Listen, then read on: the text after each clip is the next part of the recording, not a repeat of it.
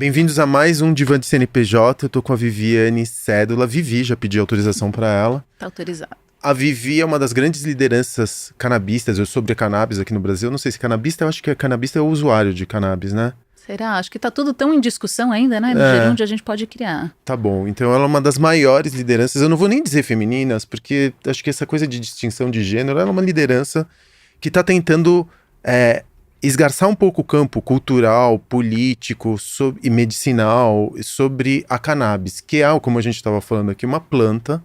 A gente até estava discutindo antes de começar a gravação qual que era a diferença de planta e erva, né? Porque muitas vezes acho que a gente se refere à erva como se a ayahuasca, por exemplo, a gente se refere a ela como planta.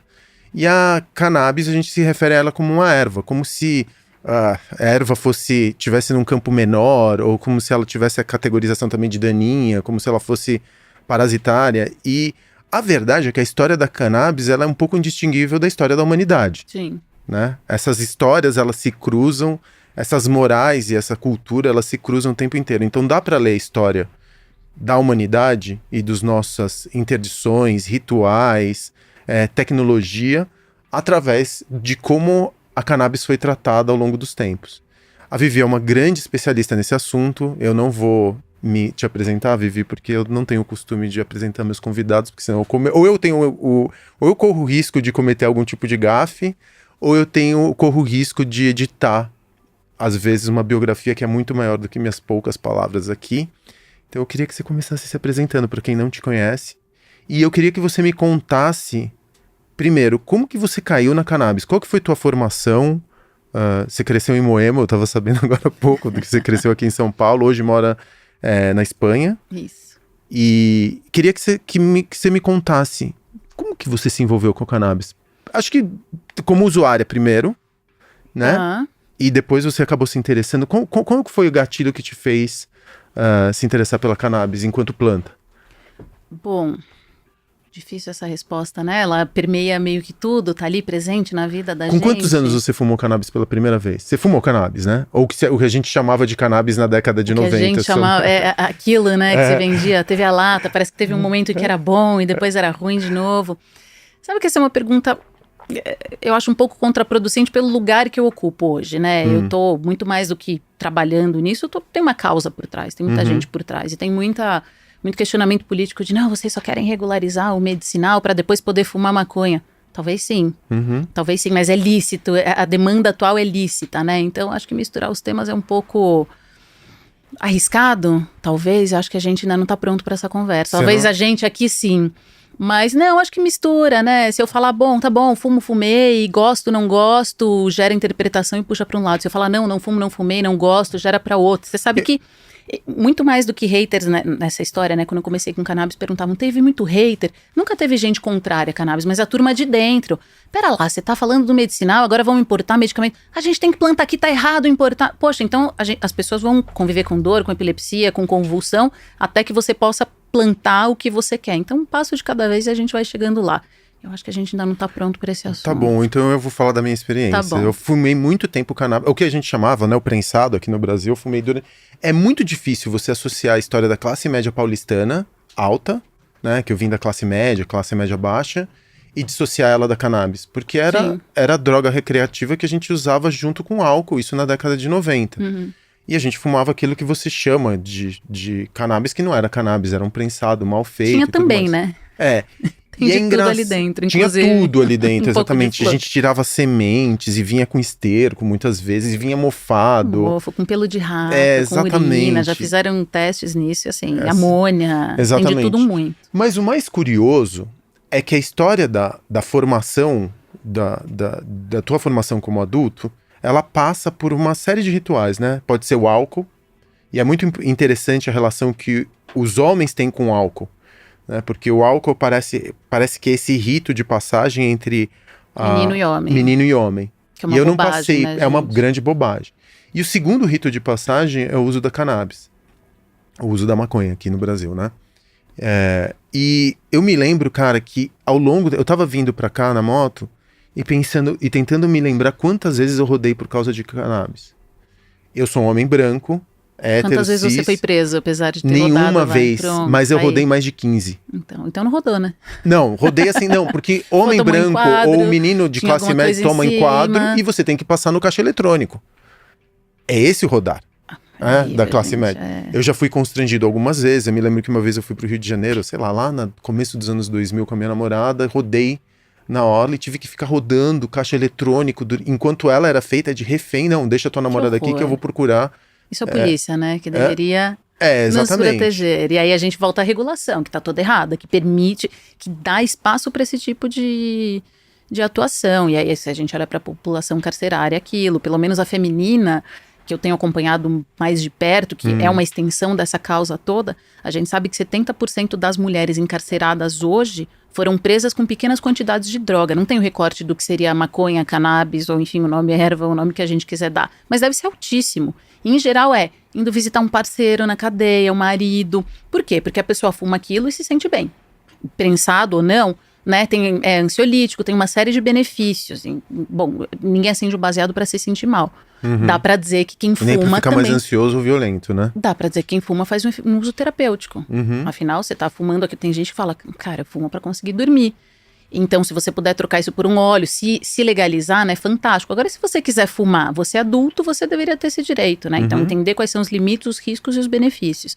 E aí, enfim, a gente entra numa regulação que não permite nada disso, que não permite a distinção entre o usuário e o traficante, não tem limites de quantidades, isso não está especificado, fica a critério de quem fez a abordagem policial, agente, né? Do agente, da descrição que ele vai dar ali na hora.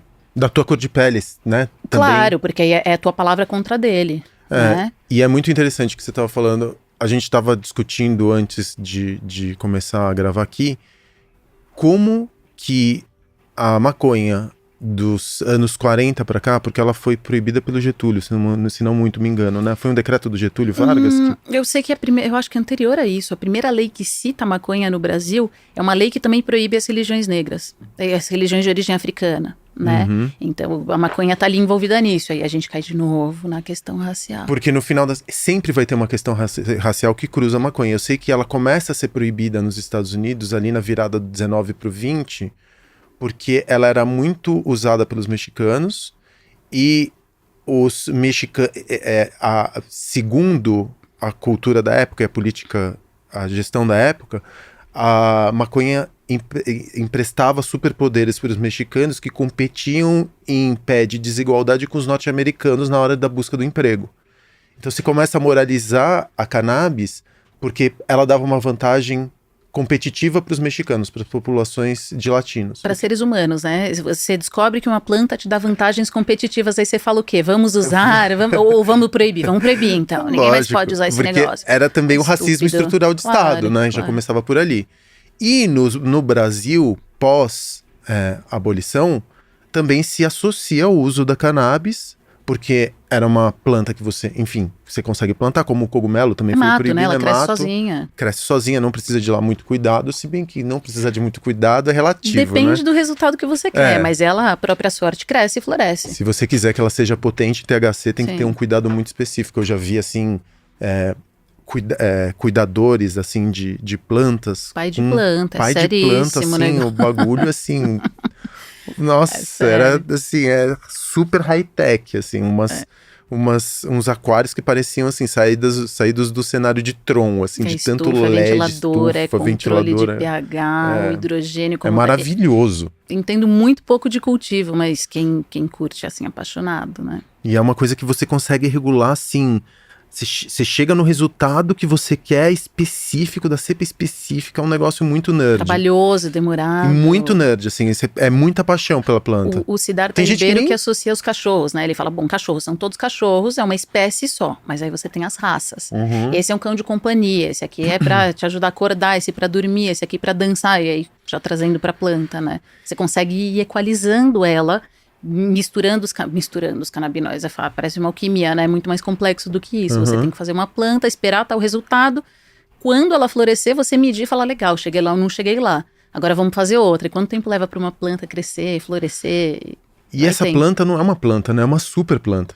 Se você for para pensar, o que você consegue fazer com a fibra, com óleo, Os Você poderes... aproveita ela inteira. Ela é inteirinha, né? E ela limpa o solo, essa é uma coisa muito fantástica. Eu não sabia disso. Ela extrai tudo aquilo que está no solo. Então, se você planta em um solo contaminado, aí de novo o problema do prensado ou do cultivo, enfim, que é pouco cuidadoso, né?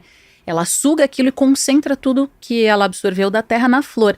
E é da flor que você extrai o óleo, é a flor que se fuma, quem gosta de fumar, é a flor que concentra os princípios ativos. Então limpa o solo bacana. Agora, qual é o resultado que você vai ter, né? De metais pesados e tal ali naquela flor final. Então, quando você pensa no uso industrial dela, que você vai usar as fibras, as folhas, enfim, a semente, talvez a semente aí, de novo, né? Não manjo muito de cultivo, mas pode ser que a semente tenha ali algum acúmulo de algo, porque ela pode ser comestível e tal. Mas você pode usar isso para melhorar solos degradados, por exemplo. É um caminho, e é uma planta que cresce rápido, com relativamente pouca água, então, para um Brasil, seria algo genial, né? A gente tem aí deserto verde para todo lado. E quando que você entra, eu imagino, bom, enfim, a gente não vai falar aqui sobre o uso, mas quando que você se interessa pela planta a ponto de você querer montar um negócio sobre ela? Porque você montou o Dr. Cannabis. Aliás, Sim. Por que Dr. Cannabis e não Doutora Cannabis? Doutora, mais universal. É? Tava lá. Mas é uma boa pergunta. Eu venho recebendo essa ultimamente. E quando a gente vai mandar um e-mail, né, em vez de falar doutores, ou enfim, pronome neutro, que a gente também não, né? A gente já tem polêmica o suficiente, a gente busca não atrair as outras. Eu entendi, mas eu sempre coloco. Você tá sempre num campo de pisando em ovos, né? Eu acho que eu sou um tanto diplomata, assim, da o que é super importante nesse momento, né? Você precisa ser uma diplomata, Sim. porque se você... É isso, se você leva o campo pro campo recreativo, a gente nunca vai conseguir ampliar ou descriminalizar. E aquilo, porque cannabis e não maconha?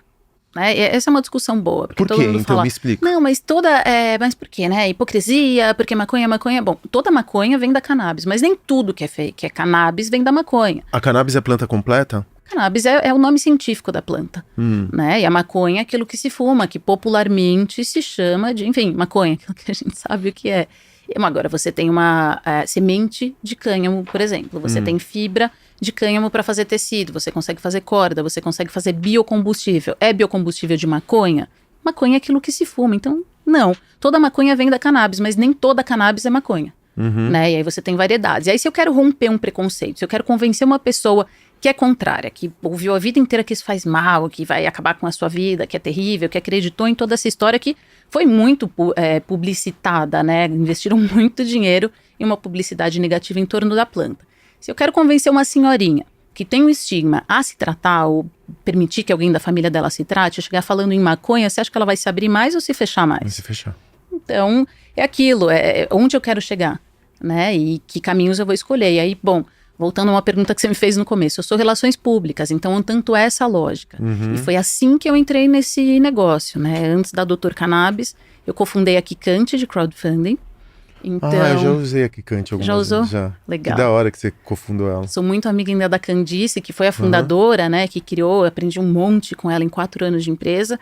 E antes disso eu tinha trabalhado no Groupon, onde eu vi falar pela primeira vez em startup. Onde eu vi pela primeira vez essa dinâmica de, tá bom, tenho uma ideia, pego um investidor, fiquei lá até um pós-IPO, então abriram capital, falei, poxa, essa é a jornada. Aí depois Kikante, aí eu saí da Kikante sem bem saber o que eu ia fazer. Eu achava que eu ia trabalhar com educação, de certa forma, tô nisso, né? Porque a gente forma médicos, pessoas, tem um congresso online, que esse ano vai pro presencial, que já reuniu mais de 26 mil pessoas em torno de cannabis, do uso medicinal. E, bom... Resumindo a história, saí da Kikante, o que eu vou fazer agora? Comecei a falar com quem eu sabia que investia em impacto. Depois de 4 anos trabalhando com captação para ONG, sei lá, para livros, para música, eu não queria trabalhar com qualquer coisa. Eu queria trabalhar com alguma coisa que mexesse comigo, né? E não achava que eu ia empreender, tá? Eu estava procurando o meu cantinho. E aí, conversando com um investidor, ele falou, Vivi, tô investido em cannabis na Califórnia e tem médico prescrevendo legalmente no Brasil. Isso em que ano? 2017. Eu falei, como assim tem médico prescrevendo no Brasil? Como é que eu não me considerava bem informada, né? Como é que eu não sabia disso? E aí fui pesquisar, a regulação já era de 2015. Havia 2 anos que a gente tinha uma regulação no Brasil que permitia ao médico prescrever e o paciente acessar. Burocrática sim, demorada sim, cara sim, porém possível. E a gente está falando de um Brasil onde existem pelo menos 600 mil epiléticos refratários, tá? Então a pessoa que convulsiona apesar de tomar o que está na farmácia. E nessa altura a gente tinha menos de 1.000 pacientes no Brasil se tratando. Então eu olhei e falei, cara, 599 mil pessoas estão optando por convulsionar ou será que elas não sabem que isso existe? Será que o médico falou que isso não funciona? E aí fui entender e fui fuçar essa história. E, bom, aqui a gente está falando só de epilepsia, mas quando você olha para o Brasil, metade da população adulta convive com algum sintoma crônico hoje. Isso dados do IBGE. E esses sintomas são potencialmente atenuados pelo uso da cannabis. Então eu olhei e falei, cara, é gigante, as pessoas não sabem. Por que o médico não está prescrevendo? Por falta de informação. Por que o paciente não acessa? Por falta de informação. Eu falei, opa, essa equação eu sei resolver. Né? Como RP, como comunicador, eu consigo pegar uma coisa muito complexa e traduzir em algo mais simples, levar isso para as pessoas e dar acesso à cannabis medicinal. E falei, putz, tem negócio aí. Será que eu vou? Né? E aquilo bateu a paixão. Aí eu falei, tá bom, vamos tentar desapaixonar e ver se é amor, né? E aí fui pesquisar, e quanto mais eu pesquisava, eu falava, cara, eu sei o que fazer. Tá claro, na minha cabeça tava muito claro o caminho, ainda tá. E aí eu fui tentar me convencer a não fazer. Tá bom, por que pode dar errado? Eu amo esse caminho de tentar, de explicar pros outros o que você quer fazer e falar assim, então me derruba. Me ajuda, né? Me ajuda a não ir. Porque eu sei que é roubada, e é roubada. A gente sofre a cada dia. É difícil pra caramba, enfim, empreender aquilo, né? Os dados estão aí, a cada 10 empresas só uma vai se dar bem no fim das contas, se dá bem, né? Vai sobreviver, vamos lá, se dá bem já é uma outra história. É um outro lugar. Então, o que eu pensei foi, tá bom, se eu for uma dessas 9, se eu for apenas uma sobrevivente, ou se não der certo, mas no processo eu tiver ajudado essas pessoas, eu acho que já foi uma coisa bacana. Né? É uma causa na qual eu acredito. Eu acho que ela tem um impacto. Cannabis, quando você fala, tá bom, vamos regular esse negócio, vamos estruturar, reorganizar essa bagunça, né, que foi criada, a gente não está falando só do acesso medicinal. A gente está falando do social, a gente está falando da economia, é 360. Ela impacta todos os lados. E você falou uma coisa algumas vezes, né, que é difícil dissociar a história humana da história da cannabis. E, de fato, o nosso corpo produz canabinoides humanos. São chamados endocannabinoides. A gente tem um sistema que produz moléculas muito similares às da planta. Por exemplo, anandamida, que foi o primeiro endocannabinoide identificado, elucidado, né? Em Israel, isso na década de 80 e tal. Então, seu corpo, quando você tem, sei lá, uma contusão, uma pancada, seu corpo vai produzir anandamida e vai mandar para aquele lugar. É um analgésico. Quanto você precisar. É um analgésico, ele é anti-inflamatório, pode ser ansiolítico, né? E aí são outros endocannabinoides, cada um, bom, ainda tudo a ser estudado, tudo no gerúndio. Mas se o seu corpo não produz a contento, você vai ter uma dor maior, você vai ter uma inflamação que não passa. E aí você pode repor esses endocannabinoides faltantes com os da planta, o que é genial. Então o nosso corpo produz canabinoides humanos, mas quando isso foi descoberto, a planta já estava aí há muito tempo. Então foi batizado a partir do nome da planta endocannabinoide só porque foi descoberto depois. E o curioso é que as moléculas da planta, CBD e THC, que são as mais famosas, quando foram descobertas já eram proibidas, sem nem existirem antes, porque tudo que é cannabis, ou derivado, ou extrato, está proibido. E aí a gente descobre uma molécula com super potencial medicinal, e ela está proibida por base, por padrão, o que é, enfim, estúpido, né? E aí você olha na história, quando descobriram a cortisona, no ano seguinte era um medicamento de muito sucesso. Quando descobriram a insulina, no ano seguinte era um medicamento de muito sucesso. Muitas. Quando descobriram CBD e THC, que foi uma coisa bem concomitante, aliás, o professor Rafael Mechulan, quem conseguiu elucidar e, enfim, sintetizar e desenhar, né, fazer o desenho químico da molécula, ele descobriu aquilo e ele falou, bom, ano que vem vai ser uau, né, vamos ter um boom. E nada aconteceu. E estamos falando, olha, da década de 60. Esse senhor já tem mais de 90 anos de idade, ele devia ser prêmio Nobel a essa altura. E tá lá ainda lutando pela causa, então Existe CBD e THC sintéticos? Você consegue sintetizar? Sim, existem. Existe, inclusive, existe nos Estados Unidos um medicamento que é puramente sintético. No Brasil isso ainda está proibido, como, bom, aqui a gente entra em detalhes regulatórios, né? Mas que eu não consigo entender. Por que e aí você também não tem como você descolar a discussão sobre cannabis também do capitalismo, né? Porque a indústria farmacêutica, a indústria têxtil, a indústria dos combustíveis fósseis, por ser uma super planta, uma planta tão generosa nos seus usos, ela serve para fazer de combustível a tecido, a uso medicinal, a uso recreativo. Então você está falando, talvez das 4 maiores indústrias no mundo. Sim. Álcool, combustíveis fósseis, petróleo, alimento, medicamento e tecidos, que é uma indústria também gigantesca. Sim.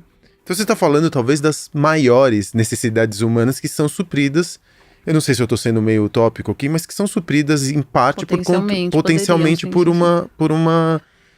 pela erva. E pelo uso recreativo, e pelo uso, até a gente estava falando, eu quero voltar nesse assunto, porque eu acho que esse assunto é um recorte muito importante para a gente entender por que a cannabis foi proibida no mundo inteiro durante o século XX e parte do século XXI. Boa parte da metade do século XX, né? Porque ela começa a ser proibida ali no final dos anos 30 nos Estados Unidos, 40 aqui no Brasil, um pouquinho antes. E agora foram, sei lá, quase 80 anos de proibição. Por que ela foi proibida? A gente vai falar, bom, tá certo, ela contrariou os interesses econômicos de algumas indústrias superpoderosas. Mas, por um outro lado, ela permitiu também o controle populacional de populações indesejáveis para o Estado, né? Um racismo estrutural que foi perpetuado por conta... Bom, se você prende um portador de cannabis, e cannabis é uma droga que... Bom, tudo é droga, né? Alimentos são drogas, enfim. Mas é uma substância que você consegue produzir muito facilmente, portanto, ela vai ser mais barata para ser consumida, né? Sempre foi, dentro do campo recreativo, uma das mais acessíveis. Você consegue controlar parte da população que precisa ser contida na sua produção, ou que precisa ser contida por aquele racismo que já está aqui estruturado dentro do Estado. O que eu estou fazendo esse longo aposto para te perguntar, qual que é o estado da pesquisa hoje no Brasil? Um pesquisador, ele consegue estudar a cannabis livremente, ou ele tem que pedir inúmeras autorizações? Tem que pedir, ele não vai ter acesso aqui. A rigor, ninguém deveria ter estoque de cannabis no Brasil. Bom, agora a gente acaba caindo em regulação, né? A gente tem uma regulação que permite o registro de produtos à base de cannabis que vão para a farmácia e ainda não são medicamentos. Eles vão ter que passar por ensaios clínicos, mas para já existe esse espaço, essa zona mais leve do que um medicamento que foi criada pela Anvisa e vai ser revisada no final desse ano. E com certeza o resultado das eleições vão influenciar na decisão da Anvisa. Fato, né? Não tem como, a diretoria colegiada é toda indicada pelo governo, então não tem jeito. Segue uma política de Estado. A Anvisa vai sempre seguir, não é técnica essa decisão. Ela é técnica, mas ela é totalmente influenciada pelo político, não tem como. E pelo clima também que está rolando ali, né? Não adianta a Anvisa... a Anvisa também, ela regula medicamentos e alimentos processados. Né? Alimentos in natura aí já é o MAP, Ministério da Agricultura, cosméticos e tal. Então ela tem um limite de atuação. Quando a Anvisa criou essa regulação de tá bom, esses produtos podem ir para a farmácia com esse critério, ela rejeitou também uma regulação de cultivo, porque ela falou, isso não é problema meu. Eu não cuido de cultivo no Brasil, vamos falar com o Ministério da Agricultura. Aí você vai bater no Ministério da Agricultura do atual governo, você vai ter o quê? Eu acho que não vai rolar. Ter, né? Tem um projeto de lei também que tá rolando, eu mesma estive 2 vezes no Congresso para debater esse PL, a convite de parlamentares, então tem gente muito esclarecida lá, deputados como, por exemplo, Alexandre Padilha, que é médico, que foi ministro da Saúde e entendem muito bem do assunto, mas tem uma bancada ali muito organizada tentando fazer de tudo para que não passe. O que me parece estranho, porque me parece que o cultivo da cannabis, se autorizado, poderia ser muito lucrativo. Sim, do ponto de vista socioeconômico, ele poderia ser super lucrativo, né? Por que o agro, que tem que tá ali lutando pelo commodity do soja e tudo mais, não incentiva ou não cria um lobby para que a cannabis ela seja incentivada? Eu acho que o agro está interessado, mas ele tem outras pautas antes, né? Então, até voltando a algo que você estava perguntando, tá bom, poxa, dá para fazer biocombustível, dá para fazer tecido, por que a gente ainda não está mega explorando essa planta? Tudo que você faz em torno da cannabis é mais difícil, é mais complicado. Pois o nome cannabis, você está sujeito a regulações específicas. Para importar, para exportar, para produzir. Então, você não tem um investimento parrudo na criação de redes produtivas, de tecnologia em torno daquilo, né? Fica relegado ali a algum...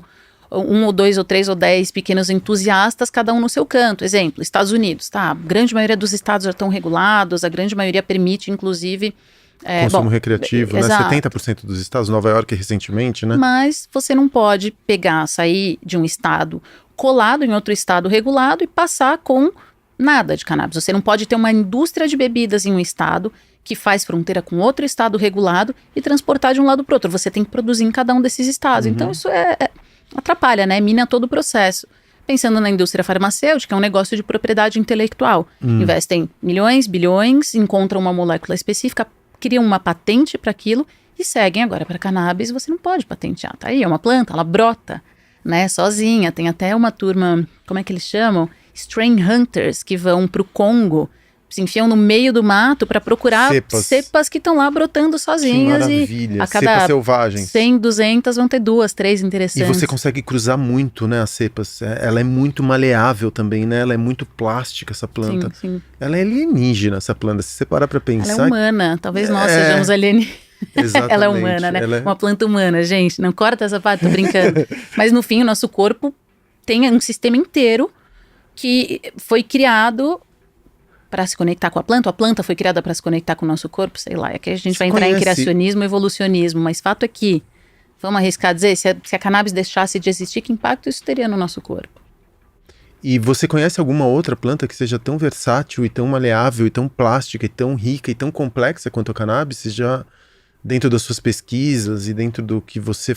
Não, né? Não existe outra planta que seja tão... Eu acho que os cogumelos, e não sei nem se a gente pode chamar cogumelo de planta, que a gente vai de novo, gente, não sou bióloga, sou relações públicas, tá? Não sou médica, desculpas pelas gafes específicas, mas eu acho que cogumelo tá em um lugar muito interessante. A gente tá começando a descobrir o potencial dos cogumelos, assim, o cogumelos é a nova cannabis. No sentido cultural. Os psicodélicos são a nova cannabis. Os psicodélicos, assim, o que a gente fala... Não, cogumelo como planta... Vamos dizer que são plantas, eu também tenho esse questionamento. São fungos, né? Os fungos são plantas, não sei. Que eles conseguem se comunicar pelos micélios, que eles conseguem... As árvores, que descobrimos agora recentemente, que comunicam através se deles. disparam elétricos dentro dos micélios, que as árvores conseguem... demandar de uma outra árvore numa outra região da floresta uma demanda específica. Genial. E cruzar. Quer dizer, a gente está começando a entender, é muito estranho, né? Porque a gente estava falando de cannabis e natureza humana, né? E humanidade. E durante muito tempo aconteceu essa cisão entre natureza e homem. Né? A gente, dentro de uma narrativa quase mítica, a gente precisava conquistar a natureza e não transformá-la em algo que fosse... e não entrar em simbiose com ela, entrar em equilíbrio, mas a gente precisava era dobrar e transformar a natureza à nossa imagem.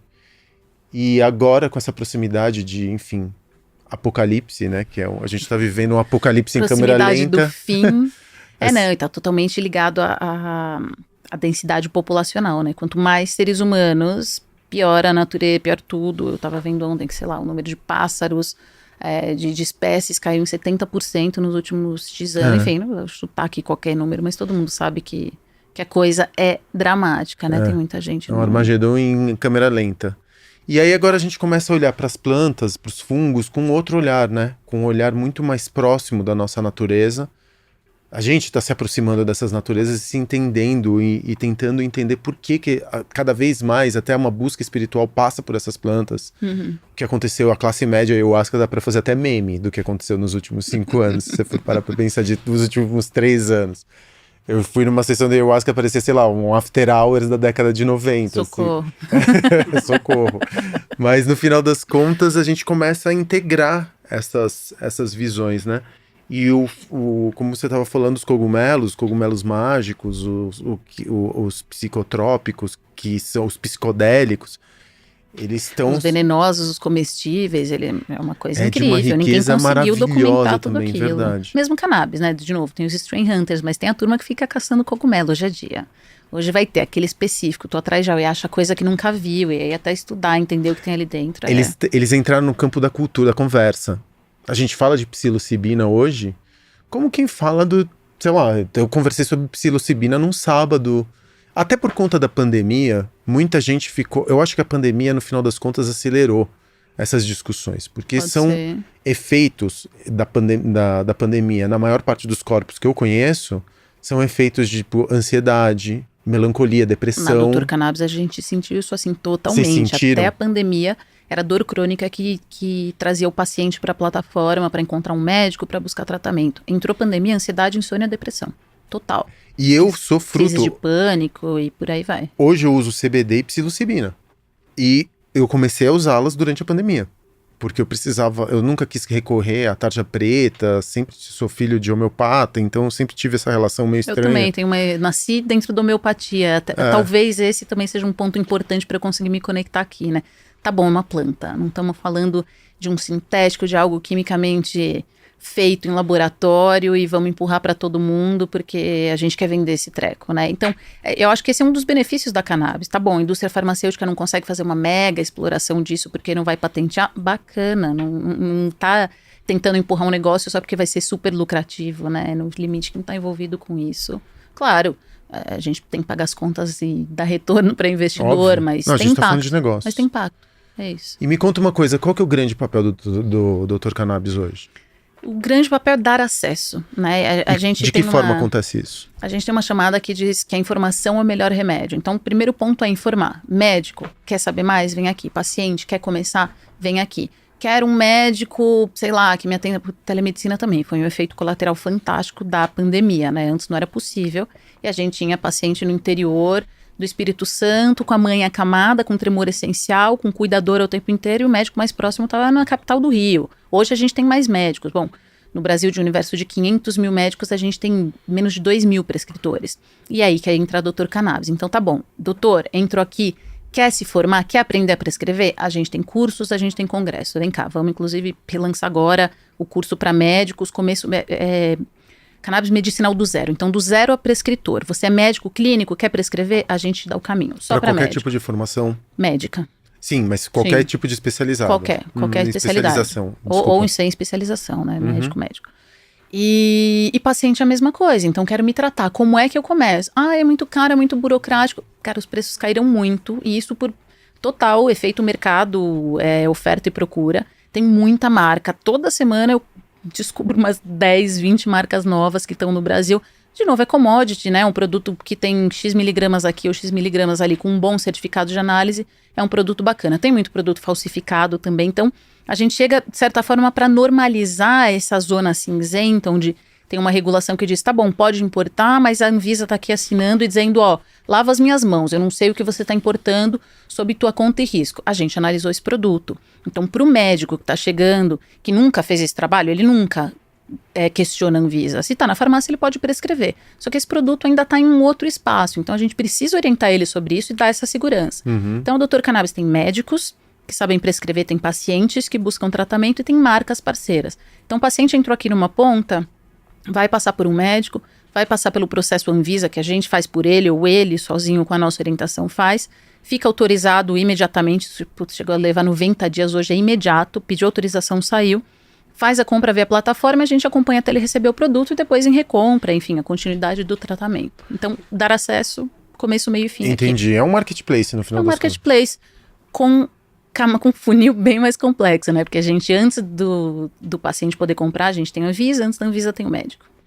E hoje vocês, com tecnologia, conseguiram zerar, tirar esse atrito entre Anvisa, médico... Esse prazo longo, sim. Era um processo, imagina, 90 dias só para a Anvisa hoje responder. está todo automatizado. Todo automatizado. O paciente entra sozinho, recebe um gabarito do que ele tem que fazer na Anvisa, mas se ele disser, Vivi, não consegui, tá bom, o time faz para você, com procuração, enfim, a gente tem todos os caminhos para Que maravilha. resolver. E hoje, que tipo de produtos você consegue encontrar dentro do Dr. Cannabis? Da Dr. Cannabis, bom, Da canabinoides, Dr. né? Variado, CBD, THC, a gente já tem canabinoides menores que a gente chama de menores não por serem menos importantes, mas por serem menos prevalentes na planta. Então, CBN, CBC, CBG, Delta 8 THC, que é um tipo de THC menos, vamos chamar de psicoativo, né? Com as pinhas na mão, porque o CBD também é ansiolítico. Se ele é ansiolítico, ele teve uma atividade, teve psicoatividade. THCV, que é um tipo de THC, um tipo de canabinoide, na verdade, que pode modular o seu apetite, então ele pode servir para tratar a obesidade. Então tem aquilo, né? Você fuma maconha, você fica com fome, mas você também consegue brincar com essas moléculas, encontrar aquela que vai tirar a fome, ela modula a fome. E aí você precisa saber quando e como usar. Então essas pesquisas estão todas evoluindo. Tudo que eu te contar hoje, amanhã já pode estar um passo adiante. Tem muita pesquisa sendo produzida. Inclusive o nosso curso para os médicos agora entra com um módulo novo de canabinoides menores. Então tá bom, CBD e THC, bacana. Vai funcionar sempre para todos os pacientes? Não. Às vezes não funciona. Você disse que está tomando e que ajudou. Mas tem gente que toma e fala, cara, não foi para mim. Às vezes mudar de marca porque outra cepa vai funcionar. Então tem muita coisa por trás que a gente ainda não conhece. Tem, por exemplo, os terpenoides, os terpenos, né? Eu estive em Israel no laboratório do Lumir, que foi quem descobriu o sistema endocannabinoide no nosso corpo, décadas de 80, 90. E ele tem lá um laboratório gigantesco em Jerusalém, onde ele tinha vários frasquinhos, vários vidrinhos vazios. E ele começou a explicar, então, parece vazio, mas cada um desses frasquinhos a gente quer acreditar que tem um terpeno específico. A gente está tentando normalizar ou padronizar para conseguir medir. Se você não padroniza, você não mede. Terpeno? Desculpe. Um terpeno é o cheiro da planta. Limoneno, pineno. Mas isso é emitido pelos olhos, é o óleo que a planta produz e isso é emitido por todas as plantas, né? Limoneno, por exemplo, é mais prevalente no limão, mas a cannabis também tem. E aí você tem aquele cheiro que acalma, aquele que excita, aquele que faz dormir, aquele que faz acordar. E, de novo, isso pode parecer papo de pseudociência e aromaterapia, mas já tem estudo científico comprovando isso. Aliás, quem me alertou para isso foi Siddhartha Ribeiro, né? Então, se ele falou, eu não questiono. Não questionamos Siddhartha nesse tipo de podcast. Não me atrevo. Nem eu. E, então, tem muita coisa a ser estudada, né? De mais de 140 canabinoides que já foram encontrados, ou seja, tá bom, existe aqui um canabinoide, só 16 estão padronizados, você só consegue medir ao certo esses, deve ter crescido um pouco, tá? Isso foi o papo que eu ouvi dele em pré-pandemia, 2019, em Israel. E de lá para cá muita coisa deve ter sido estudada, mas dentro de vários limites. Estados Unidos acabou de passar uma regulação em uma das casas, na casa menor, ainda tem que ser aprovada pela segunda casa para que pesquisadores possam pesquisar cannabis lá. Então tá bom, tá super regulado, mas tem outros limites que aqui, por exemplo, talvez sejam mais brandos, né? Então, sei lá, dando uma volta longa aqui, no limite não existe regulação perfeita. Israel não está contente com a regulação que tem, nem o Canadá, porque, bom, também tem lá o medicinal, tem o recreativo, mas tem impostos muito altos, e aí o mercado paralelo ilegal também prolifera. Então é um caminho sem volta, tudo vai ter que ser regulado, mas é um caminho demorado, né? A coisa se arrasta, e a gente está aqui empurrando. Por isso que, obrigada, é legal ter esse tipo de espaço e discutir para que mais pessoas entendam e também possam fazer sua pressão. Queria te perguntar uma outra coisa. Até onde eu entendo, a tua grande plataforma é tirar da sombra da moralidade, do proibido, da interdição, plantas que se cruzam com a história da atividade humana e mostrar para nós, potenciais consumidores que buscamos a indústria farmacêutica, muitas vezes sem necessidade, porque a gente tem tratamentos mais baratos, mais próximos da gente, esse tipo de benefício que traz uma determinada planta, tanto para o nosso bem-estar, quanto para a nossa saúde mental, ou para a nossa recreação eventualmente. Não é o caso do Dr. Cannabis hoje, mas isso tudo depende... Não é o caso da regulação hoje, né? Não é o caso da regulação, mas também imagino que também tudo é uma questão de potência, né? De quanto você usa. O que é um remédio, ou a psilocibina, por exemplo, eu uso microdose. Mas se eu usar 5 cápsulas da minha microdose, eu vou ter uma recreação, eu vou me divertir. Ou não, né? Não, eu vou me divertir, eu tenho certeza que eu vou. Mas no final das contas é tudo uma questão de dose, sim, né? De quanto que você usa. Pensando em negócio, tá, Dr. Cannabis? Você não pensa em ir para psilocibina, os cogumelos, esse novo negócio que está surgindo que parece tão promissor? É outra zona cinzenta, né? Não, a psilocibina não está proibida no Brasil. Na verdade, ela não está nem tipificada, eu acho. Mas olha só a oportunidade que você tem, né? Sim, porque eu tô pensando em negócio. Você precisa formar os médicos para a gente conseguir seguir assim, essa coisinha, a caixinha... O problema é que se você também chama atenção para psilocibina, vai vir um desgraçado e vão querer. Vem. Hoje ela não tá nem regulada. Ela não tá nem regulada. Até onde eu sei, não tá regulada. E a gente tem sites no Brasil vendendo isso livremente, sim, certo? Natureza Divina, acho que vende, por exemplo, né? tem alguns. Tem vários, na verdade. Eles não recomendam consumo humano, mas tá lá. Sim. Agora, se você quer fazer um uso terapêutico, ideal é que você tenha acompanhamento. Tem muita gente que tem medo, a grande maioria, na verdade, né? Salvo quem já teve um acesso, assim, recreativo, esse uso adulto que a gente chama, as pessoas têm muito receio. Eu falo dos pacientes em geral. Porque também tem aquela história das maldições urbanas, né? Que a gente fala, não, porque teve gente que tomou e nunca mais voltou, né? Quantas vezes eu já ouvi essas histórias do mau uso da psilocibina? Eu já vi acontecer. A gente falou de Moema, né? A gente tem um amigo de Moema que tinha uma questão também. Mas ele não tinha uma questão provavelmente, anterior? Então. Esse que é o ponto. Talvez ele não tivesse a questão ainda, ele tinha ela latente. E aí você, mesmo com THC, você pode com altas doses de THC, ou talvez até psilocibina, a gente estou também aqui elucubrando, né? Imaginando até pelo que eu vi. Destravar alguma coisa que estava reprimida. De novo, Siddhartha, as taxas de esquizofrenia no mundo não crescem, né? E o consumo de cannabis e psilocibina sim cresce. Então essa taxa não cresce. Não dá para dizer que cannabis ou psilocibina causam esquizofrenia, mas se você tinha ali um potencial, um histórico familiar e você faz uso, você pode destravar uma função que você não queria. Né? E aí depois voltar atrás pode ser um desafio. Então isso sim pode acontecer. Qualquer episódio traumático, qualquer episódio forte, a vida pode destravar também um episódio como esse, né? Um episódio traumático, uma dor espiritual. Com certeza. Que no final das contas não foi, eu acho que assim, aquilo já estava em potência e já estava latente dentro da pessoa. E sabe o que é comum também? Pacientes esquizofrênicos, pacientes autistas, é comum que eles busquem a maconha para fumar, porque tem também os outros canabinoides ali que trazem outros alívios, né? Que trazem outros efeitos que são benéficos, são terapêuticos, que ele quer.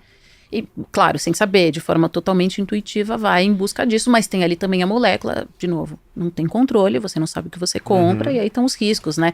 Acho que o grande risco da desinformação é esse, é você contar para o mundo inteiro e falar, cara, você pode, de repente, fumar ou usar aquilo e, putz, ter uma pira muito grande e não voltar. E aí você fuma uma vez e você fala, poxa, me senti bem. Aí você fuma a segunda, poxa, nossa, tudo aquilo que disseram era mentira, né? E aí você começa a achar, você é adolescente, tô colocando aqui, vamos voltar para a década de 90, você extrapola essa lógica para todas as drogas. E tem droga que realmente é séria, né? Que realmente é grave, que realmente pode levar a consequências muito graves, a uma adicção muito rápida. E aí, quando você põe a maconha na mesma casa que todo o resto, ou inclusive na mesma casa que o álcool, você tem um risco muito grande. Acho que a desinformação é um grande problema. E tá aí um benefício um ponto muito positivo que eu vejo na regulação do Uruguai. Eles criaram um órgão para informar a população, o IRCA. Né? Então tá bom, vamos regular? Vamos. Você pode fumar? Pode. Vendem na farmácia, mas é para fumar, tá? Não se iluda. A farmácia era só o ponto de venda lá. Você pode entrar por um clube, pode plantar a sua ou pode comprar na farmácia. Mas você precisa ler esses prospectos, entender quais são os limites e, enfim, assim como álcool, assim como tabaco. Né? Você tá comprando isso? Tá bom, tá aqui, claro, elucidado para você. Isso aqui pode te matar, pode dar câncer, não vai matar de repente, mas pode te matar. Então fique esperto. E para cannabis a mesma coisa. E, bom, para todas as drogas deveria ser assim, né? Já fui até convencida de que, não era tão convencida disso, mas de que a regulação de todas as drogas é o caminho, porque proibir não faz com que elas deixem de existir, ao contrário. E quando você proíbe, você não controla. É sempre uma relação classista, né? A burguesia, ela sempre vai ter acesso a todos, Sim. Tipo o aborto no Brasil, a mesma discussão. Mesma coisa. Né? O aborto é legalizado, entre aspas, né? Ele é acessível, legalizado não, mas ele é acessível pela burguesia. Ele Agora, existe, né? Ele existe, e você sabe quanto custa, e você sabe quais são os profissionais que praticam, e em condições seguras.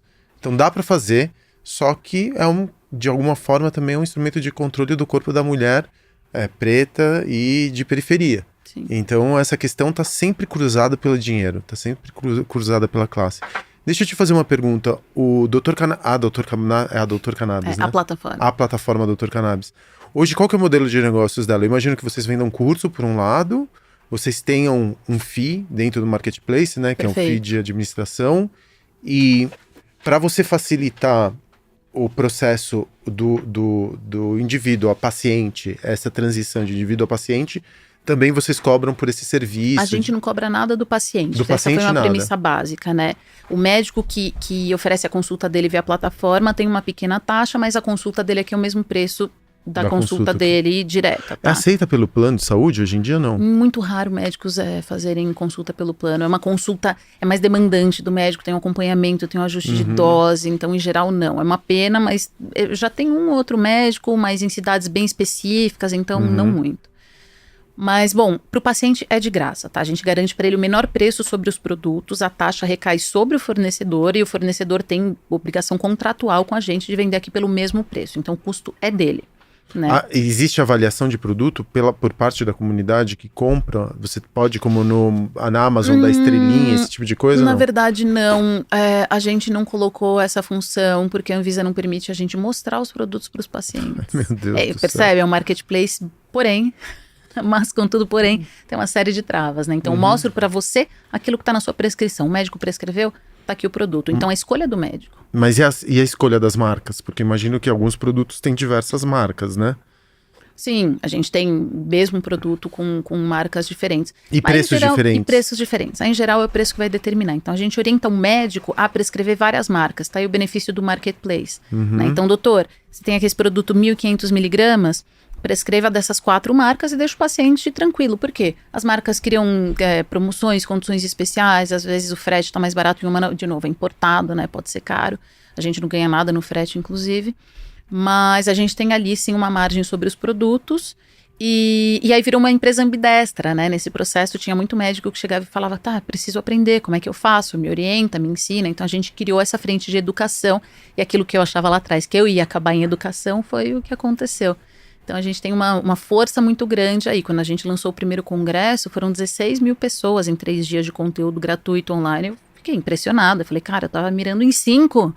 Vieram 16, né? Tem muita gente querendo aprender. A empresa, ela recebeu o round de investimento? Sim, alguns. Em alguns. Hoje, vocês estão em quanto de avaliação? Ou vocês não podem falar isso, não é dado de mercado, porque vocês estão com o Angel ainda? Não. Desculpa. Imagina. A gente fez, a nossa última rodada foi uma rodada de equity crowdfunding, portanto uma rodada pública. É regulada pela CVM. Eu vou entrar em equity crowdfunding pro Love Story agora, pro Love Cabaré. Eu vou fazer via DivHub. Legal. Vou fazer agora. É interessante isso, né? É super... Bom, primeiro eu tinha experiência nisso, né? Vinha da Kikante, que não faz equity crowdfunding, mas faz crowdfunding de doação. Então sabia como fazer. E depois eu sabia que a gente precisava criar comunidade. Quando você fala de cannabis, você vai lançar teu negócio... Não sei quais são os limites ou o tipo de anúncio que você vai fazer, mas se for interpretado pelo Google ou pelo Facebook como algo de pornografia, esquece, você não consegue anunciar. Então, cannabis, criptomoeda e pornografia estão na mesma caixinha. A gente não consegue anunciar nada. Eu não consigo ter um WhatsApp business, para você ter uma ideia, porque é bloqueado, porque não, cannabis, a gente não quer lidar com isso. A gente não sabe como interagir. Então, eu sabia que eu precisava criar comunidade. Então, lá atrás, comecei com investidores anjos. E quando a gente entendeu o modelo de negócio, quando eu consegui uma validação de um advogado, né, que foi uma coisa importante, na verdade, uma opinião legal, e, enfim, entendi, tá bom, esse negócio parar de pé, eu não vou presa, o médico não vai preso, o paciente não vai preso, a marca, né, ninguém vai rodar ali, a gente pode fazer isso aqui. Eu chamei o advogado para fazer o pitch de investimento comigo. Em equity crowdfunding. Lá atrás a gente levantou... Como que vocês fizeram isso, Vivi? Você fez um chamamento por Instagram? Como que você conseguiu? De uma plataforma, tem que ser, né? Porque a Via CVM plataforma, precisa porque aprovar. da CVM, mas... E também para ter uma CVM, para ter uma agência nacional como você construiu esse chancelando. funil? Porque quem é que anunciou que você ia abrir... A própria plataforma. A gente foi para a imprensa, como ninguém falava de cannabis a essa altura, quase. Isso em que ano? 2018. Vocês fizeram equity crowdfunding em 2018? Sim. Uau! A gente levantou 750 mil na época. Depois Em a gente quantas fez cotas? mais algumas rodadas. Quantas pessoas que vocês... Foram umas 100 pessoas. Foi bem isso, 7.500 o ticket médio lá atrás. E na rodada mais recente que a gente fez, já era pandemia, 2020, a gente levantou 2 milhões de reais. Por equity também? Também, por equity. Então, nessa rodada, a gente fez, uma coisa que é um pouco mais complexa, né? Já que a gente tá falando aqui com o empreendedor... Os primeiros foram diluídos, não? Nessa sim, foram. E nessa segunda rodada, a gente fez com uma rodada safe. Então, ao invés da gente determinar esse é o valor da empresa, porque vamos lá, empresa de cannabis, com o que mais a gente se compara? Eu não posso me comparar com o Magazine Luiza, que é um marketplace. É um marketplace super específico de cannabis, de pet, não tem comparação, né? Tudo muito único. E bom, também é uma prática comum. Então, em vez de você falar, cara, eu valho tanto, você cria um safe, você fala, olha, eu acho que eu vou valer entre 16 e 30 na minha próxima rodada. Foi isso que a gente jogou, milhões, né, de reais. Se eu valer, se a minha próxima rodada for a 16, vocês vão ter X% da empresa. Se for a 30, vocês vão ter menos. E vão ter ainda um desconto nesse valuation seguinte, né? Então é como se eles entrassem por esse valor menos 25%. Então eles estão garantindo um desconto futuro. Putz, caminhos financeiros que uma plataforma ajuda a gente bastante no processo. Então a gente está agora nesse safe, a próxima rodada que vai determinar a participação desses investidores. E a maior vantagem de você fazer equity é que você transforma também os potenciais... É que eles comunidade. Em comunidade, né? Em embaixadores, né? Sim, sim. Eu estava exatamente nessa discussão quando eu comecei a tentar convencer os meus... Você alocou quanto % da empresa para... É uma sociedade de... É uma SBC que você construiu para ser Não, a gente sócio? é uma limitada ainda. Ninguém converteu, né? São mútuos conversíveis. Então, quando eles forem converter, aí sim a gente tem que montar uma SA. Mas enquanto isso, a gente é uma limitada. Tem só os sócios fundadores lá. Eu vou alocar, sei lá, 10 ou 20% do capital social para uma sociedade de cotas e participação, uma SCP. E ali dentro dessa SCP eu vou ter os meus 100... Aliás, é uma ótima dica, porque uma grande dúvida das pessoas que estão começando a empreender é da onde que eu tiro o dinheiro, né? Porque muitas vezes quando você está começando um projeto, você fala, não tenho dinheiro para começar. E se você tem uma grande ideia dentro de um mercado que é meio oceano azul, como os gringos dizem, ela para em pé, né? Sim. Se você tiver um modelo testado, você fez um MVP antes, você já sabia qual era o modelo de negócios que você tinha por trás da Dr. Cannabis. Uma vez que você já modelou, que você fez o MVP e tudo mais, é uma maneira incrível de você chamar divulgadores e comunidade, né? Comunidade, embaixadores. Eles têm algum tipo de desconto? Você criou um clube de vantagens por trás da associação? Deveria, ainda não. Vou pôr na minha lista que tá curta. Deve ter pouca coisa para fazer. Tem pouca coisa, não, ainda mais coisa que depende de desenvolvimento, né, gente? Contratar desenvolvedor, uau. Tá uma loucura. A tecnologia é dentro de casa? Dentro de casa. A gente desenvolveu 100% em casa. Claro que a gente tenta não recriar a roda, né? Então tá bom, vamos fazer telemedicina? Vamos criar um esquema de conexão médica. Para quê? O que o Google faz, você nunca vai alcançar. Usa do Google. Pluga ele aqui, né? Então a gente tenta não refazer o que está pronto. Até porque teu trabalho não é tanto de tecnologia, né? É mais lobby, é tentar fazer avançar culturas, discussões. Está muito mais no campo da política e da cultura do que no campo tecnológico. Porque você está... Talvez. A gente, para diminuir a burocracia, a gente usa bastante tecnologia, né? Para cruzar os produtos, para ver o que você vai prescrever, para comparar preço. Mas aí você plugava a tua plataforma em tecnologia que a Anvisa já tinha criado, né? Você acha que a tecnologia da Anvisa é super avançada? Que você tentou ultimamente entrar no site da Receita Federal e ele fala, você está entrando em um ambiente não seguro. Ai, jura por Deus, que maravilha. É, daquele jeito. Melhorou um pouco com gov.br, que é onde está esse sistema da Anvisa, né? Que é onde você com seu CPF acessa tudo que é seu. Mas não está tão sofisticado assim, não. Infelizmente. E hoje o teu maior trabalho como CEO, você é CEO, né? Sim. Da Dr. Consulta. Dr. Cannabis, caralho. Que porra, que não sei porque da onde eu comecei a tirar consulta dessa merda aqui. Desculpa pelos palavrões. Mas o teu grande trabalho como CEO da Dr. Cannabis é avançar essas discussões políticas e essas discussões junto dos órgãos. Hoje você investe o teu tempo fazendo o quê dentro do teu negócio? Buscando maior adesão de médicos e pacientes, espalhando a informação mesmo. Eu vejo essa parte, mais marketing, ativista. Então. No fim é isso, crescimento, né? Essa postura mais ativista, percebe que no limite, se a Anvisa mudar totalmente essa regulação, matou meu negócio, como ele é hoje, né? Só que ao mesmo tempo eu tô fazendo isso, porque eu sei que é o caminho. Então é uma recriação eterna. Voltando um pouco à minha história, né? Eu lembro que no Groupon, eu fui estagiária em comunicação na Casas Bahia, tá? Então eu cheguei lá e a gente fez comunicação interna para 50 mil funcionários, 500 lojas. Eu viajei, Brasil, né, estagiária, né? Quem carregava a mala. Viajei, apliquei pesquisa, voltei, tabulei, fiz tudo. E na hora que aquilo estava pronto, um ano depois, a gente sabia que ia lançar uma revista, um mural, enfim, fazer alguns veículos internos de comunicação. E depois que ficou pronto, eu entendi que o meu trabalho ia se alimentar aqueles veículos. Eu falei, cara, coisa chata, criar esse negócio foi genial. Agora é só fazer a rodinha girar, obrigada, tô indo embora. Não, vivifica a gente. Não, ainda pior de tudo, eu vou ficar por conta de grana, né? Presa aqui numa coisa que eu já sei que eu não quero fazer. Então eu era uma pessoa de inícios e não sabia. Eu gosto de criar coisa do zero. Se você chegar pra mim e falar, Vivi, e é um pouco a minha frustração hoje, né? Que eu vejo um monte de sites se lançando dizendo ser a primeira plataforma de cannabis no Brasil, quando a gente já está há 4 anos fazendo isso. Eu jamais seria essa pessoa, o segundo player, né? E é difícil ser o primeiro, tá? Você corta mato alto e depois vem gente, passa na trilha que você, né, criou. Então tô revisando, inclusive, essa frase que eu acabei de trazer. A própria Apple, ela não é inovadora em absolutamente nada, né? Ela deixa que o mercado fique estabelecido para depois... Na forma de fazer, né? Ela vai com os melhores produtos possíveis dentro de como você disse, alguém que já fez já carpiu. O segundo... Que é um risco, né? A vantagem de ser o segundo, especialmente quando você está falando de tecnologia, já existe um mercado consolidado, né? Agora é de refinamento.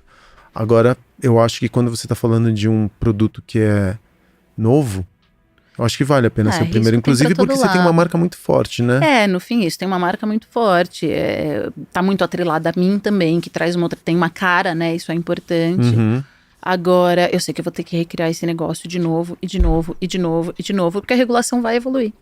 E a gente vai ter que evoluir. Na verdade, eu já tive que recriar esse negócio algumas vezes com mudanças regulatórias no processo. Mas você acha que ela vai evoluir? Ela vai voltar para um outro lugar? Não, evoluir não evolui. Porque depois dentro desse governo, que é conservador, dentro dessa discussão, você teve evolução? A gente teve evolução pura e simplesmente porque as famílias pressionaram, né? A gente teve evolução porque funciona. É simples, a história no Brasil é como a história nos Estados Unidos. É uma menininha que convulsionava, assim, 30 crises por dia.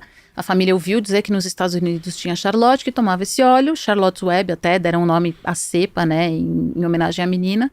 E aquilo continha as crises dela. Às vezes tinha muito mais brandas, ou uma a cada 2, 3 meses. E falaram, eu quero isso para minha filha. Era mesmo a síndrome rara. Começaram a importar pelo correio, até que a Anvisa interceptou um dos pacotes e falou, opa, isso aqui você não pode trazer.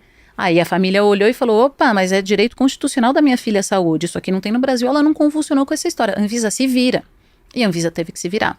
E aí a Anvisa achava que, uma vez que ela tirou o CBD da lista dos proscritos, ou seja, daquilo que era proibido, né, compor um medicamento no Brasil, que várias empresas iam chegar tentando registrar medicamento, que não aconteceu, porque em outros países esse produto é registrado como suplemento alimentar, como cosmético, como seja lá o que for. E a demanda na Anvisa aumentou e aumentou, até que chegou o gargalo de 90 dias para você ter uma resposta da Anvisa sobre uma importação. Gente, 90 dias convulsionando. É muito dramático, né? A gente teve paciente que morreu esperando. Mais de um, inclusive, deu entrada e morreu antes de ter um alívio. E pode ser fantástico para cuidados paliativos e por aí vai. Então a Anvisa, entendendo esse problema, foi criando outros caminhos, até que criou essa regulação de produtos à base de cannabis que podem ir para a farmácia, mas eles vão ter 3 a 5 anos para cumprir os ensaios clínicos. E agora, de novo, dezembro de 2022, a Anvisa revisa essa regulação. E aí o governo a ser eleito, então, turminha, pensem bem quem vocês vão votar, vai ter, com certeza, muito impacto no que vai ser decidido. Tá, esse programa é 13, eu queria deixar isso bem claro. Tá aí, como o programa é meu, eu quero, já vou deixar a dica em quem você deve votar. Mas você acha que a gente pode chegar ao ponto da gente liberar o uso recreativo da cannabis? Ah, não tão rápido. Você não acha que... Você não acha vai chegar. Não, mas você acha que é possível, se for um governo Lula, a gente ter o uso recreativo? A gente não tem nem projeto de lei para isso. Nem projeto de lei. O PL 399, que é de 2015, que é do mesmo ano da regulação, então vamos lá. Famílias questionaram, a Anvisa deu um jeito, criou uma regulação ali, importação excepcional, e ao mesmo tempo, no Congresso, entrou um projeto de lei para cultivo de cannabis que exclui totalmente o uso adulto, né? Que a gente não chama de recreativo porque, de novo, é que ninguém toma uma cerveja recreativa, você toma uma cerveja. Ponto. Ao ponto, você toma álcool, você fuma um cigarro. Por quê? Você entende os riscos daquilo, você toma uma opção, porque você é um adulto, né? Maior de idade. Sim. De novo, gente, menor de idade, ninguém deveria fumar. Faz mal. Enquanto seu sistema neurológico não estiver tinindo, prontinho, adultinho, lá com os 21, 22, 23, pode interferir sim. Então o ideal é que não se, de novo, Siddhartha, gente, não sou nem eu. Questionem ele. Tudo, né? Álcool, cigarro, qualquer substância que seja... Poluição. Não exatamente. Vamos pra esse lado, mas é isso. Alimentos processados. Açúcar. Café. Excesso de telas, enfim. Tudo isso influencia, né, na formação do teu... Sim. Né? E deixa eu te perguntar uma última coisa. Aliás, não, comentar uma última coisa. Eu tava conversando anteontem com a minha filha, e eu, como te comentei, eu uso CBD, óleo de CBD. que eu nem sei direito a fonte, porque eu compro assim do amigo que é o acupunturista, então você sabe o que eu vou fazer. Vamos testar. O que eu vou fazer é sair dessa nossa entrevista, entrar na drcannabis.com.br hoje e eu vou me consultar. Eu tô falando sério. Você pode depois procurar lá. Posso te ajudar a escolher um médico legal. Depois você pode me fazer essa recomendação, mas eu vou entrar pelo site, eu quero entrar no fluxo normal e quero usar. Então eu vou entrar na Dr. Cannabis chegando em casa. E eu tava conversando com a minha filha e ela falou, papai, o que é esse vidrinho? Porque eu uso óleo, né? E eu uso ali uma dosagem. Aí eu falei, cannabis, aí eu comecei a falar sobre a planta e tudo mais. E ela falou, mas papai, não é uma droga? Porque ela fica muito encanada que eu fume, porque eu fumei Marlboro fumei cigarro quando ela era pequenininha. E isso criou um trauma nela, porque ela, enfim, falava Sabe que faz mal. Sabe que faz mal, que provavelmente eu ia morrer daquilo, que eu fumei cigarro durante 20 anos, e provavelmente isso vai ficar no meu sistema até a morte. Mas eu consegui me livrar faz uns 5 anos do cigarro. E aí ela virou pra mim e falou assim, mas isso não é uma droga, pai? Eu falei assim, olha, filha, infelizmente hoje ainda é. Mas quando você for adulta não vai ser. Bom. Então hoje em dia a gente pode falar que ela é livre em potencial. Ela não é uma droga em potencial. Ela tá na história ela foi grande parte da história da humanidade. Ela não foi ilegal. E ela foi ilegal. A maior parte. Ela foi ilegal durante 80 anos. Quando você for adulto, eu tenho absoluta certeza que isso vai ser tranquilo, como outra coisa. E você vai poder usar de uma maneira medicinal. Talvez você use roupa disso. Talvez você use óleos, cosméticos. O meu desodorante, ele é feito de cannabis. Olha que engraçado. Eu comprei desodorante na gringa. Deve ser óleo da semente. Óleo da semente é mais fácil de registrar. Exatamente. Então, que tem um odor de cannabis. Terpenos. Exatamente, terpenos. Obrigada. O dos olhos. Agora eu já tenho a terminologia correta. E é graças a pessoas como você, que eu acho que um dia minha filha não vai passar pela rodagem como eu rodei ao longo da minha adolescência. Difícil. De, sei lá, separado, tá com um prensado podre no bolso, ou ter que me sujeitar a ir até a boca para buscar um prensado, não saber o que eu tava fumando. Fazer isso porque também naquele período, sei lá, de jovem adulto, também faculdade e tudo mais, eu precisava de alguma coisa que me livrasse do estresse de ter que estudar engenharia e trabalhar em 2 empregos ao mesmo tempo. Então a cannabis era para mim uma válvula de escape, né, daquele excesso de produção que eu tinha que ter. E graças ao trabalho de pessoas, humanos como você, que a gente, se os orixás permitirem, um dia minha filha vai poder usar cannabis sem que alguém faça um julgamento de que aquilo é ilegal, uma droga, e que sem correr o risco de rodar por conta disso. Estamos trabalhando para isso. Eu tive um papo engraçado com meu filho também. Ele estava com uns 10 anos quando eu comecei a trabalhar com cannabis, tem 14 hoje. E ele foi comigo a um evento de cannabis, né? E na volta, no avião, foi em Natal o evento. Ele, mãe, mas as crianças usam, mas não tem que fumar, mãe. Então, um monte de pergunta. Foi engraçado, fiz até um texto que na época foi para um site chamado Histeria. Né? Sim, eu amo a Histeria. Bom, sempre assino a newsletter delas. E eu concluí que tá bom, se eu conseguir fazer o meu filho entender, a gente vai conseguir fazer uma sociedade inteira entendendo. Agora, espalhar essa informação, que é o desafio, fazer chegar a mais pessoas. Então, estamos aí, um de cada vez, um convertido de cada vez, a gente chega lá. E aí o teu papel como relações públicas e comunicadora, né? Eu sempre falo aqui nesse podcast, empreendedora e empreendedor são comunicadores na sua essência. Se você não consegue comunicar o teu produto ou para que teu produto, porque ninguém compra o produto, né? Todo mundo compra, sei lá, tá todo mundo em crise existencial. A crise existencial é uma qualidade humana. A crise é permanente e você procura naquilo que você compra remédios para aliviar ou para amenizar a crise em que você se... Alívio é a palavra. Alívio. Acho que é isso. E eu acho que a Dr. Cannabis, ela tá muito nesse caminho. Obrigado, viu? Você ganhou um cliente hoje. Obrigada. Obrigado, Vivi. Pois bem, esse é o Diva de CNPJ. Hoje eu conversei com a Vivi, uma mulher inteligentíssima, criadora da Dr. Cannabis, e que, no final das contas, além do empreendedorismo dela ser político, né? Porque ela tá... O tempo inteiro ela tá pensando que, bom, se não der certo, pelo menos eu ajudei um monte de gente no caminho. Ela comentou isso aqui, eu achei muito bonito. Porque quando você chega nesse lugar, aí ela falou também umas lições importantes. Pô, se eu não tenho dinheiro para montar o meu negócio, como que eu faço? Ela usou o crowd equity, que é uma maneira muito interessante, e aí vale você estudar e se aprofundar sobre isso, para entender como você constrói comunidade a partir do seu negócio.